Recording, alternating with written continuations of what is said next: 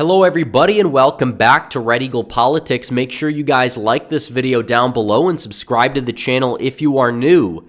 So Joe Biden's approval rating has dropped in several polls after his State of the Union disaster. He currently sits below 40% and we're currently less than 8 months away from the election. He's done nothing but go out there, attack Donald Trump. He's trying to use these ad blitzes to raise his approval rating and public image, but it's not working whatsoever. And we have new data that proves that it's not working whatsoever. You take the weird outlier from Emerson out of the mix, and he's down in the approval rating by close to minus 20, which is absolutely atrocious. The economy, he's down by a lot on everything. Foreign policy, immigration, he's down there by a ridiculous amount. The direction of the country polls show that only 23% of Americans believe that this country is going in the right direction. It is not looking good. And you see this here. The latest poll out of Forbes shows him down by 21 points, and that was taken after the State of the Union address. And their previous poll had him down by 17. So people saw the State of the Union, and they actually got turned off by Joe Biden's performance, by Joe Biden's speech that he gave that was extremely divisive, and that's exactly what they agree, because the main point of the State of the Union address has always been to unite the country. Donald Trump gave speeches where, there's some political undertones, and there probably should be, but they're not completely ridiculous. You're making a pitch to the American people that you're doing a good job, and 61% of people in this poll said that Biden did an inadequate job. And even 56% of people that watched the State of the Union said he did an inadequate job. And those people tend to be skewed more Democrat than not, more pro-Biden than not, because usually if you're a supporter of a president, you're a lot more likely to watch the State of the Union than if you are not a supporter of the president. But still, Biden didn't do so well on that front. 59% said that he used his platform to divide the country. 63% of independents agree, and a majority who watched the State of the Union agreed. And also 57% said that it actually raised more concerns about his age than it didn't raise concerns about his age. And that's what it comes down to. And you could look at this poll in its entirety, and people just are not buying Biden's pitch, because when it comes down to the issue of immigration, Biden goes out there, he tries to blame Republicans because they didn't pass a sham bill that would not have stopped the border crisis whatsoever, and it would have actually, had a lot of people that crossed the border during Biden's term have a path to naturalization. They could be voting by the 2032 presidential election, and Republicans decided to go out there and shoot it down and not bring it to the floor. Biden's upset about that, so he's trying to say Republicans are the real people that are weak on the border, despite the fact that this entire crisis is taking place because of actions directly made by Biden as an executive. You don't have to go through Congress to stop the problem. And the fact that he's not even trying to mitigate the problem, even just for like an optical win before the election, just proves that he's in a total state of disaster right now, where you have 61% saying that he did an inadequate job addressing the issue of immigration. That's absolutely abysmal, because that is a major issue for a lot of people, and that we know. I think that in reality, those numbers are worse for him when you look at his approval rating on the issue of immigration as a whole, because he's down there. 31% not even approve of his job on immigration, whereas 2/3 of the country, even in polarizing times, disapproves of it.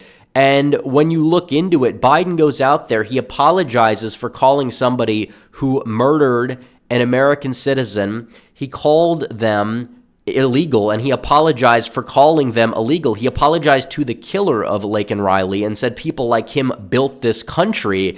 And there's no real damage control being done. All Biden has is lies. He has deceit. He's trying to put Donald Trump in prison. All of his goons are trying to convict Donald Trump for things that are not even illegal, and in many cases, things Biden actually did. And then Biden's own Department of Justice has gone out there and said, well, we're not going to indict Biden on the classified documents case, even though we know that in the same report, he shared the classified documents with his ghostwriter, allegedly.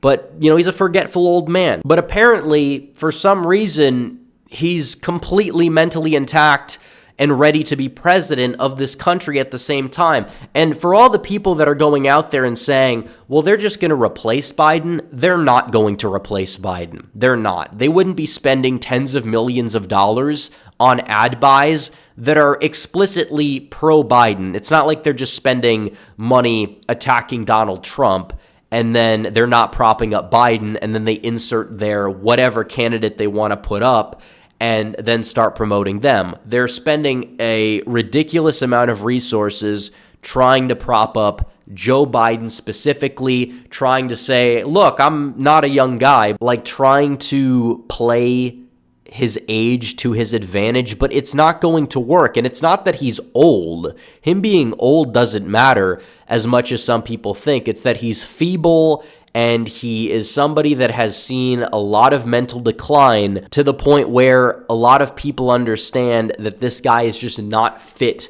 to be president, period. And his own Department of Justice has admitted that. His own Department of Justice said that he was too old and forgetful to be tried for, mishandling classified documents. Well, he shouldn't be handling them in the first place. He should not be the president of the United States, period. And I think that when you look at Joe Biden's approval in general, one of the reasons why it's dropping below 40% is because of that disaster, because of that press conference. And instead of trying to disarm the bomb with the State of the Union, go out there and give a unifying speech, talk about accomplishments, which, again, there's not any accomplishments to really talk about, but let's say he kept it short and he tried to, go out there and talk about how, all these spending bills are actually a good thing and how we need to come together as a country, and he didn't, mention Trump by name or anything like that. It's well, okay, maybe then you could see a 1% to 2% bump. Maybe that could stop the bleeding a little bit.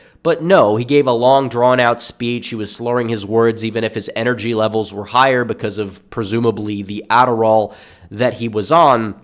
And it didn't sit well with a majority of Americans. It really didn't. Every single poll we've seen, except the CNN poll, which leaned, heavily in the Democrat column based off of who was polled. But even then, when they polled State of the Union watchers, it still did not look good for Joe Biden. Biden is down by 6% in the poll that included RFK Jr. He's down by 4% in a head-to-head matchup with Donald Trump without any undecided voters in the mix as well. It's not looking too good for him. So now they're going to go out there and try to lie, try to twist Trump's words on Social Security, as they've been doing, despite the fact that Trump never said we're going to cut Social Security. They're trying to regurgitate these hoaxes that were curated by John Kelly, these lies like the suckers and losers hoax. There's no evidence for it. Many people who were with Trump when he allegedly said it have came out and said nothing of the sort was said. You have all these grifters who, basically were backstabbers in the Trump administration. Now they're trying to get clout off of Donald Trump by switching sides, trying to sell books, you name it, whatever. But the American people understand it's just all bogus. They have nothing legitimate to attack Donald Trump on at this point, because you look at every single issue, Donald Trump is in a very good position on every single issue. The only issues he's not beating Biden on are democracy or whatever, but it's that's mainly just a far left leaning issue. It's not like that's winning over any undecided voters. You look at abortion, is that something that could energize the left? Yeah, but they kind of overplayed their hand for it in 2022 to a large extent. And on top of it, Trump believes that it's largely a state's issue anyway. So if anything, that's going to impact governors' races potentially. But Trump is not somebody who's seen as a hardliner on the issue of abortion anyways, and the same thing goes for entitlement. So all the issues where other establishment Republicans might fall short on, and Biden could use those issues to his advantage, Donald Trump is kind of taking a more tactful approach to them, and as a result, he's beating Biden in the polls head-to-head by 1.7 points. Morning Consult as well, that's another pollster. Donald Trump gained a point, Biden lost a point since the State of the Union. And that State of the Union was a campaign speech. He made a mockery of the point of a State of the Union, by the way. If Donald Trump gave that speech, he would be called unhinged. They would be calling for the 25th Amendment. They would say he's unfit to be president. He disgraced the Capitol, you name it. But because Biden gave the speech, oh, he's fiery, lovable Joe. But the American people don't see it that way. The average American undecided voter doesn't. And that's a problem. Biden is banking on his messaging that he's been using working. It's the messaging that's actually divisive. It's the messaging that actually is just full of lies, deceit, deception, desperation. That's what it comes down to, because he has nothing, because he's been such an awful president. And the American people know it. And in a very high turnout, arguably inflated turnout election due to COVID, he barely got by 43,000 votes across 3 states. He's already in dire straits. There's not really any room for error for Joe Biden, and the fact that he's lost a substantial amount of popularity proves that he's not in a good position.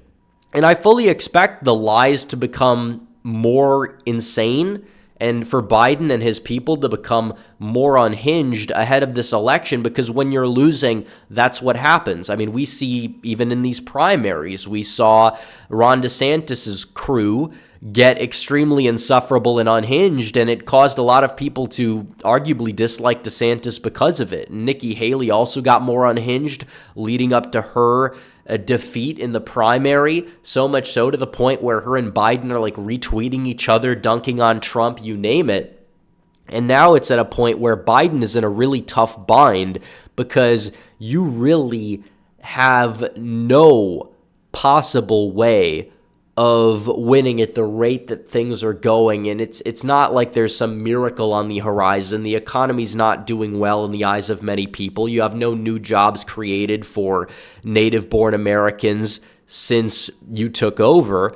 It's like there's not a lot to really work on if you're Biden at this point. So I do expect him to become more unhinged, more insane. The lies are going to be more blatant. And honestly, this election comes down to, are a majority of American voters stupid? And honestly, I'd like to believe that they're not, but still, comes down to turnout. We got to beat them in the turnout game. That's it, because there's enough voters in this country for either side to really pull off a victory, but we need to make sure that turnout on our side is as high as it possibly can be. But the more Biden gets unhinged, you would feel as if the more Trump voters would consolidate and the more that they would be likely to turn out at this point. And that's what it comes down to. So Donald Trump, he's the one that's up there, 47.4% in the polls. Biden's at 47.5%. And all the polls that tended to be accurate in 2022, and there were a few, like the New York Times, like CBS, like YouGov, they've got Donald Trump up by 2 points and by 4 points. So we've got 8 months. We've just got to go out there and finish this thing. So anyways, guys, thanks for watching this video. Like this video down below, comment down below, subscribe to the channel, hit the bell for notifications so you never miss another video. Follow me on social media. The links are all in the description down below, and I will see you guys in the next one. Red Eagle, out.